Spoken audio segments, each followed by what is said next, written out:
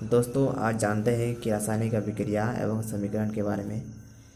रासायनिक अभिक्रिया किसी दो या दो से अधिक पदार्थ के मिलने से होती है। जैसा कि देख रहे हैं स्क्रीन में, चीनी, पानी प्लस नींबू, ये सब अभिक्रिया करेंगे, यानी मिलकर क्या बनाएगा? शरबत। ठीक है। कुछ इसी तरह चीनी प्लस चाय पत्ती मिलेगा तो क्या होगा? चाय बनेगा। फिर हाइड्रोजन ऑक्सीजन पानी बनेगा। कार्बन ऑक्सीजन क्या बनेगा? Carbon dioxide. यहाँ आप लोग समझ रहे हैं कि अगर कार्बन अकेला रहा तो कुछ नहीं होगा। ठीक है, यानी अभिक्रिया नहीं होगा। ठीक है, यहाँ पर दो अभिकारक चाहिए या दो पदार्थ मिलकर एक नया पदार्थ बना रहा है। ठीक है, या फिर इस तरह भी समझ सकते हैं कि रासायनिक अभिक्रिया जब होती है तब कुछ बदलाव होता है, तब हम कहते हैं कि रासायनिक अभिक्रिया हुई। रासायनिक अभिक्रिया होने पर बदलाव, रंग में होगा बदलाव, या अवस्था में, या फिर तापमान में। एक एग्जाम्पल लेते हैं। जब मैग्नीशियम रिबन को हवा में जलाते हैं तब यह ऑक्सीजन से अभिक्रिया कर मैग्नीशियम ऑक्साइड बन जाता है। देखिए, मैग्नीशियम अकेला नहीं है, साथ में ऑक्सीजन भी है। ये दोनों आपस में मिलकर मैग्नीशियम ऑक्साइड बना रहा है। आप जानते हैं आगे की ओर कि रासायनिक समीकरण क्या होता है। रासायनिक समीकरण रासायनिक अभिक्रिया को दिखा रहा है, बस सूत्र में दिखा रहा है। वही तो समझना है कि मान लीजिए यहाँ पर चूना है, ठीक है, और यहाँ पानी है। ये वही चूना है जो दीवार को पेंट करता है, यानी पेंट करने से पहले ही लगाता है। ठीक है, तो इसको मिलाएंगे तो ये दोनों आपस में अभिक्रिया करेगा। ठीक है, और बोझा हुआ चूना बनाएगा, और प्लस जो गर्मी निकलता है उसमें वो भी होगा। तो बस इसी की जगह पर इसका सूत्र का जो यूज है कर दिए हैं। इसका सूत्र ये है और इसका ये दोनों रिएक्शन करके क्या बनाएगा? कैल्शियम हाइड्रोक्साइड प्लस हीट, ये होगा। आप जानते हैं आगे की ओर। ठीक है, एग्ज़ाम के लिए नोट रेडी कीजिए, ये वीडियो उसके लिए अच्छा है। देखिए, आप जानते हैं कि अभिकारक क्या होता है। रासायनिक अभिक्रिया में जो पदार्थ भाग लेता है उसे अभिकारक कहते हैं। ठीक है, हम पहले ही बोले थे कि अगर हाइड्रोजन अकेला रहा तो फिर कुछ होगा नहीं। ठीक है, ये दोनों आपस में अभिक्रिया करके कुछ नया बनाएगा। जैसे मान लीजिए हाइड्रोजन और ऑक्सीजन मिल गया और पानी बनाया, तो तीर का जो इस तरफ है ना, इस तरफ अभिकारक है और उस तरफ उत्पाद बोलेंगे उसे। ठीक है, तो ये दोनों भाग लिया, यानी मिला अभिकारक। और उत्पाद क्या होता है? रासायनिक अभिक्रिया में जो नया पदार्थ बनता है उसे क्या कहते हैं? उत्पाद कहते हैं। अभी समझ गया ना? देखिए, वही रिएक्शन है। हाइड्रोजन ऑक्सीजन मिलकर क्या बनाया? एक कुछ नया बनाया, यानी पानी बनाया। इसे क्या बोलेंगे? उत्पाद बोलेंगे। ये है प्रोडक्ट।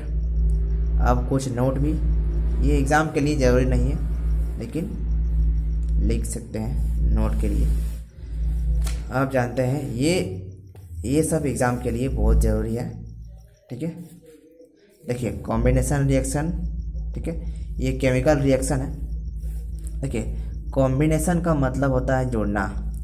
ठीक है, देख लीजिए, यहाँ पर दिखाई तो दे रहा है आप लोग को। जब दो या दो से अधिक, एक नहीं होगा, यहाँ पर दो ही होगा या दो से अधिक। ठीक है, दो या दो से अधिक अभिकारक, ये सब अभिकारक हैं, आपस में मिलकर एक नया उत्पाद का निर्माण करता है। उसे क्या कहते हैं? उसे वो कहते हैं संयोजन अभिक्रिया। देख लीजिए, यहाँ पर हाइड्रोजन ऑक्सीजन मिल रहा है और क्या बना रहा है? पानी, स्टोव। अब इस अभिक्रिया में जुट रहा है तो यहाँ पर टूटेगा। ये इसका उल्टा है, वियोजन यानी टूटना। ठीक है, देख लीजिए, ऐसी अभिक्रिया जिसमें एकल अभिकर्मक टूटकर छोटे छोटे उत्पाद का निर्माण करता है उसे वियोजन अभिक्रिया कहते हैं। ठीक है, देखिए, टूटेगा। इसको गर्म कर देंगे तो फिर ये आपस में टूट जाएगा। ठीक है, देख लीजिए यहाँ पे एक और नोट है कि वियोजन इसका मतलब है टूटना यानी तोड़ना। यहाँ वियोजन अभिक्रिया में अभिकारक यानी इसे तोड़ने के लिए ऊष्मा या प्रकाश या फिर विद्युत ऊर्जा यानी इलेक्ट्रिसिटी का यूज करते हैं। अब आगे जानते हैं विस्थापन अभिक्रिया। ठीक है, वह अभिक्रिया जिसमें अधिक क्रियाशील तत्व कम क्रियाशील तत्व को उसके यौगिक से विस्थापित कर देता है। यानी ये अधिक है और ये कम है, ये कमज़ोर है, ये पावरफुल है, ये वीक है। ठीक है, समझ गए?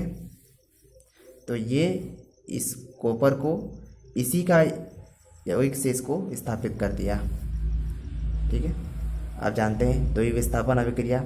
वह अभिक्रिया जिसमें अभिकारकों के बीच आयनों का आदान प्रदान यानी लेन देन होता है।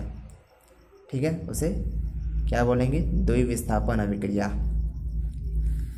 अब आगे बढ़ते हैं उपचयन और अपचयन। देखिए, सिंपल समझना है कि उपचयन का मतलब होता है ऑक्सीजन बढ़ना और इसका मतलब होता है घटना।